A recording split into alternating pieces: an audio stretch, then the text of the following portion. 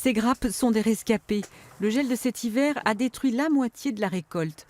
Les nouveaux exploitants le savent, vivre des vignes de Vuillafans, c'est un pari risqué. Mais l'aventure est tentante.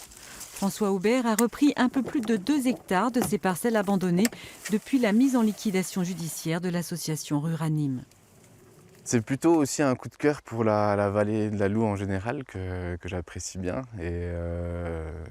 J'avais d'autres projets éventuels dans le Jura ou en Haute-Saône pour reprendre des vignerons proches de la retraite. Mais là, de voir des vignes qui sont tout près de chez moi,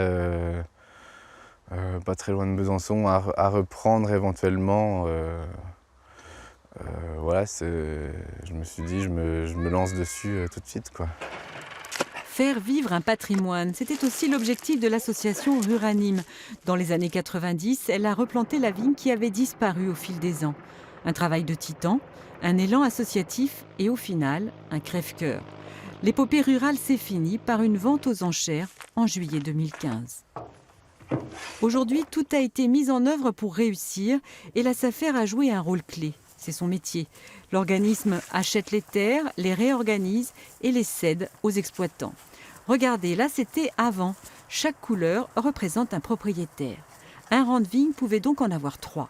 Désormais, c'est beaucoup plus simple. Nous avions une dizaine de familles et à l'intérieur, des familles avec des indivisions très complexes, avec des successions aussi qui n'avaient pas été réalisées. Donc il a fallu retrouver les héritiers et puis faire en sorte de présenter le projet de la SAFER de ce réaménagement et la volonté qui était de faire en sorte que ce patrimoine perdure dans le temps et puisse permettre à des jeunes viticulteurs de vivre de leur métier demain. Pour leur première récolte, les jeunes vignerons peuvent compter sur un raisin de qualité.